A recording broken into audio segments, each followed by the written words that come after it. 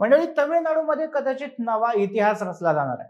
एकदम फिल्मची स्टोरी वाटावी असं काहीतरी या ठिकाणी घडतंय. एक अभिनेता जो कोट्यावधी प्रेक्षकांचा आवडता हिरो आहे, तो थेट राजकारणात उतरतो आणि गेल्या 5 दशकांपासून या राज्यात सत्तेत असलेल्या दोन शक्तिशाली पक्षांना आव्हान देतो आणि पहिल्याच निवडणुकीत सगळ्यात मोठा पक्ष म्हणून उभा राहतो. ज्या अभिनेत्याबद्दल बोलतोय तो अर्थातच थलपती विजय. 23 एप्रिलला तमिळनाडूमध्ये विधानसभा निवडणुकांसाठी एकाच टप्प्यात मतदान पार पडलं. या निवडणुकीत राज्यात तब्बल 85% मतदानाची नोंद झाली, जे तमिळनाडूच्या विधानसभा निवडणुकीच्या इतिहासातलं सगळ्यात जास्त मतदान म्हटलं जातंय. यातूनच तज्ज्ञांनी अंदाज लावला होता की या ठिकाणी सत्ता बदल निश्चित आहे आणि आज निकालाच्या दिवशी तेच दिसतंय. सुरुवातीच्या कलांमध्ये आधी सत्तेत असणारी डीएमके आघाडीवर होती, मात्र दुपारपर्यंत चित्र एकदमच बदललं. 234 जागांच्या विधानसभेत जिथे 118 ही मॅजिक फिगर आहे, तिथे विजयचा पक्ष दुपारपर्यंत 108 जागांवर पुढे होता. यापूर्वी एक्झिट पोल्समध्येही विजयचा पक्ष तामिळनाडूमध्ये सगळ्यात मोठा ठरेल असं म्हटलं गेलं होतं आणि आता सुरुवातीच्या कलांनुसार तेच चित्र दिसतंय. हे सगळं कशामुळे झालं, विजय राजकारणात कसा आला आणि जनतेनं प्रस्थापित पक्ष सोडून या नव्या चेहऱ्यालाच का निवडलं, हे सगळं आपण आजच्या व्हिडिओमध्ये पाहणार आहोत. नमस्कार, मी सुदेश आणि तुम्हाला तर माहिती आहे आपला विषयच भारी. विजय म्हणजे तमिळनाडूमधील तलपती, एक असा अभिनेता ज्याचा प्रत्येक चित्रपट म्हणजे त्याच्या चाहत्यांसाठी सण असतो. तमिळनाडूला अभिनेत्यांनी राजकारणात येण्याचा मोठा इतिहास आहे, त्यामुळे त्याचं राजकारणात येणं हे आश्चर्यकारक नक्कीच नव्हतं. भलेही एमजीआर, जयललिता, विजयकांत अशा अभिनेत्यांनी राजकारणात मोठा इतिहास रचला होता, पण दुसरीकडे रजनीकांत, कमल हसन अशा तगड्या अभिनेत्यांना मात्र राजकीय बाबतीत यश मिळालं नव्हतं. त्यामुळे विजयचं काय होईल याबाबत शंका होती. मात्र आजचे कल पाहून विजय देखील इतिहास घडवणाऱ्या ऍक्टर पॉलिटिशियन्सच्या रांगेत जाऊन बसणार यात शंका राहिलेली नाहीये. या सगळ्याची सुरुवात खरं तर खूपच आधी झाली होती. विजयने पक्षाची स्थापना 2024 मध्ये केली असली तरी त्याने तयारी मात्र 2009 मध्ये सुरू केली होती. 2009 साली विजयने तामिळनाडूमधील आपल्या सगळ्या फॅन क्लब्सना एकत्र करून विजय मक्कल इयक्कम नावाची एक संघटना स्थापन केली. या नावाचा अर्थ होता विजयचं जन आंदोलन. त्यावेळी या फॅन क्लबची संख्या सुमारे 85,000 होती. ही संघटना वाढवत नेत त्यानं 2021च्या स्थानिक स्वराज्य संस्था निवडणुकीत थेट उमेदवार उभे केले. यात 169 पैकी तब्बल 115 जागा विजयच्या संघटनेने जिंकल्या.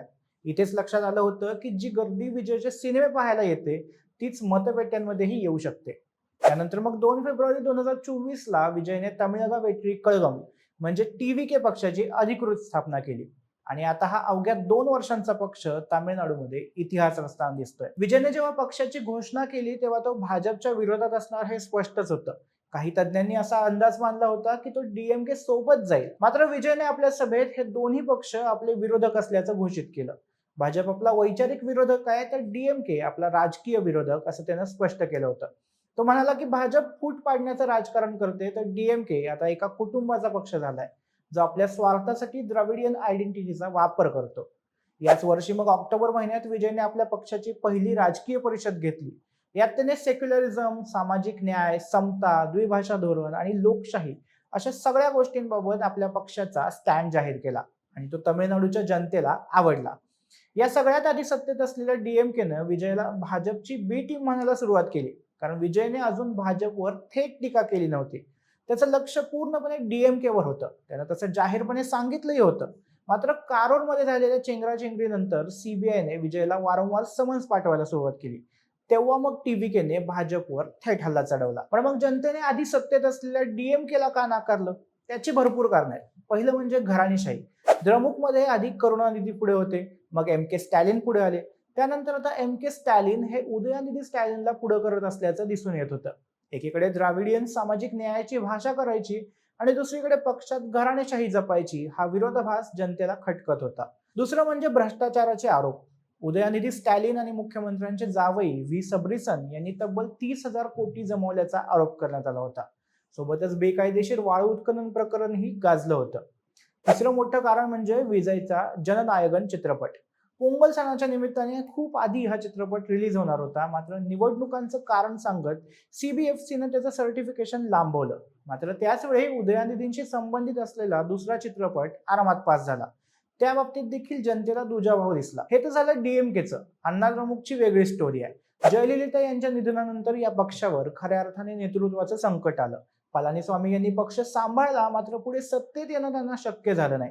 गेल्या निवडणुकीत भाजप आणि इतर काही पक्षांसोबत युती करूनही त्यांना विरोधी पक्षातच बसावं लागलं होतं. या निवडणुकीत डीएमकेच्या तुलनेत ते पुढे गेले असले तरी सगळ्या मित्रपक्षांना सोबत घेऊनही त्यांना मॅजिक फिगर गाठता येईल असं काही वाटत नाही. 2021च्या निवडणुकीत 65 जागा जिंकलेला अण्णाद्रमुक आताही सुरुवातीच्या कलानुसार तेवढ्याच जागांवर आघाडीवर आहे. गेली 5 दशकं तमिळनाडूवर डीएमके आणि एआयडीएमके या दोनच पक्षांची सत्ता राहिली आहे.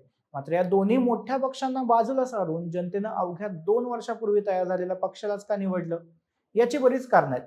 सगळ्यात महत्त्वाचं म्हणजे जनतेला एक चांगला पर्याय हवाच होता, जो त्यांना विजयाच्या रूपात मिळाला. दुसरं म्हणजे विजयने आपल्या भाषणांमध्ये वेळोवेळी हे स्पष्ट केलं की टीव्हीके कोणत्याही जातीयवादी शक्तींशी आघाडी करणार नाही. हे तरुण मतदारांना खूप भावलं. या निवडणुकीत झालेल्या मतदारांपैकी मोठी संख्या तरुणांची होती, ज्यांना डीएमके आणि एआयडीएमकेच्या जुन्या राजकारणातून बाहेर पडायचं होतं. सध्याच्या कलांनुसार कोणत्याही पक्षाला अद्याप मॅजिक नंबर गाठता आलेला नाहीये, पण विजयची टीव्हीके 108 जागांवर पुढे आहे. डीएमके आणि एआयडीएमके दोन्हीही 60+ जागांवर पुढे आहेत आणि काँग्रेसने 1 जागा जिंकली आहे. भाजपने अजून भोपळाही फोडलेला नाहीये. एकूण सध्या तरी विजयचा पक्ष सगळ्यात मोठा आहे आणि थोडासा जोर आणखी लावला किंवा थोडे अपक्ष आणि इकडचे तिकडचे लोक एकत्र केले तर नक्कीच 118 हा आकडा गाठणं अवघड नसेल. तामिळनाडूचे हे निकाल हीच गोष्ट सांगतायत की जनतेला जेव्हा पर्याय मिळतो तेव्हा जनता त्यालाच साथ देते. मग तो पर्याय एखाद्या फिल्म स्टारच्या रूपाने का मिळेना? बाकी तामिळनाडूमध्ये कोणाची सत्ता येते हे तर संध्याकाळपर्यंत स्पष्ट होईलच. विजयाच्या या राजकीय प्रवासाबद्दल आणि मोठ्या यशाबद्दल तुम्हाला काय वाटतं हे कमेंटमध्ये नक्की सांगा आणि विशेष भरीच्या YouTube चॅनलला सबस्क्राईब करायला विसरू नका. धन्यवाद.